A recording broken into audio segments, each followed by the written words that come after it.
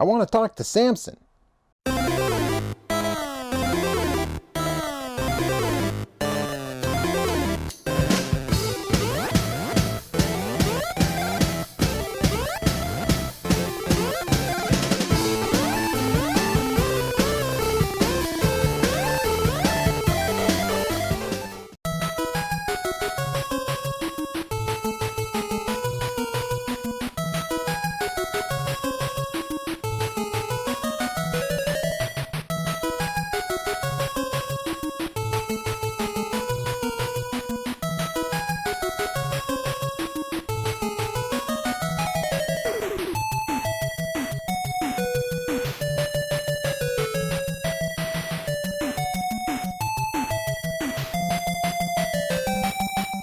Hi there, it's been a minute, but I'm Roger Retro Gaming Puppet, this is Obscure Old Games, and we are back to the Mega Manniversary.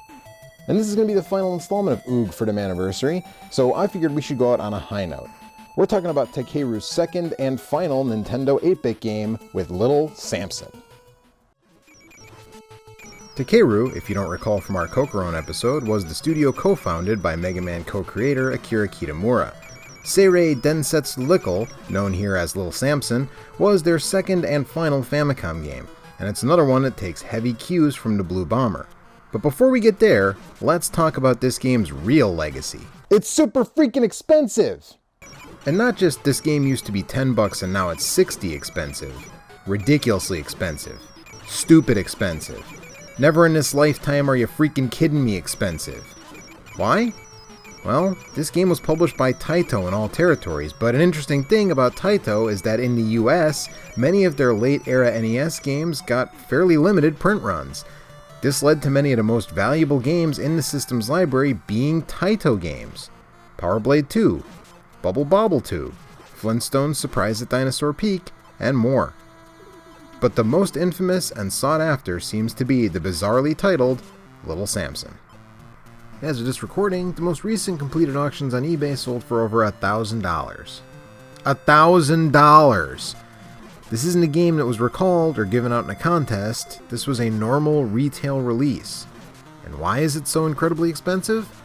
Well, it seems to be because it's actually good. Power Blade 2 is generally considered worse than the first, Surprise at Dinosaur Peak is nothing to write home about, and so on. But Little Samson? It's relatively rare, and it's generally thought of as a true hidden gem of the library. Yeah, but is it actually that? Or is it just overhyped because of the rarity? Well, let's start with this. No game, in our humble opinion, is worth that kind of money. Full stop. But yeah, it is pretty good.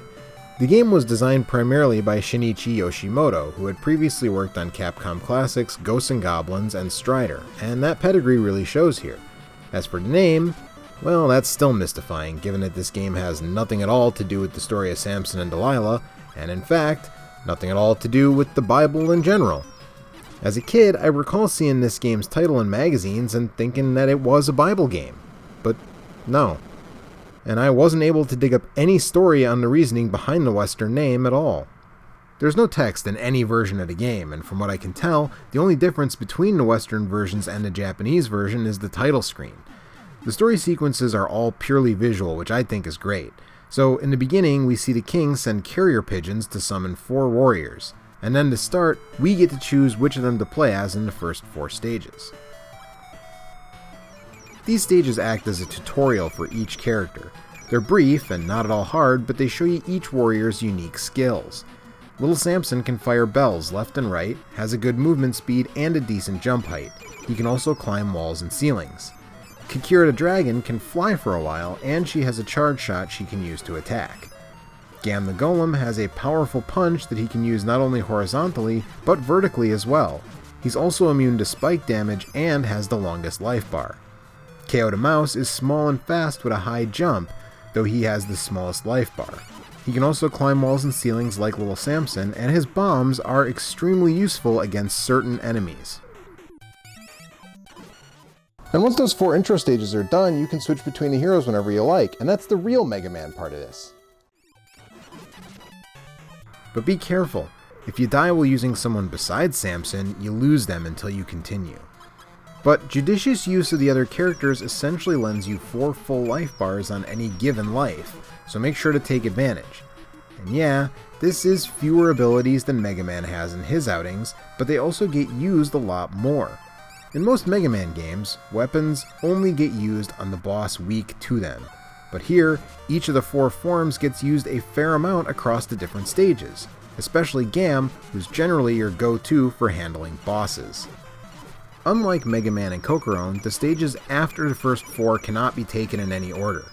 But this works for the game, as the designers crafted a very excellent difficulty curve, seeing the stages grow surely but steadily more difficult as you approach the end. And the last few stages have some boss encounters that are tough nuts to crack. Speaking of the last few stages, when it comes to the difficulty selection at the beginning, make sure you choose normal if you want to see the whole game. Easy cuts out the last few stages. Also, it must be said, the game looks fantastic. I knocked Kokoron for being drab in places, but Little Samson doesn't have that problem. The backgrounds are excellent, the characters are well animated, and some of these bosses look like they came straight off a metal album cover. I mean, this dragon is basically the same fight as the one in Mega Man 2, but looks a lot less cartoony and a lot more metal, ain't it? The bottom line on this game is that, yeah, it actually is really good. Better than Kokoron. Better than the back half of the Mega Man NES series. But, you know, not $1,000 good. But that's okay, just do what we did. Play it on an EverDrive. And that does it. Thank you so much for watching. I'm Marge the Retro Gaming Puppet, and make sure to come back later this month, because Joe is winding down the Mega Manniversary with a brand new episode of same name, different game.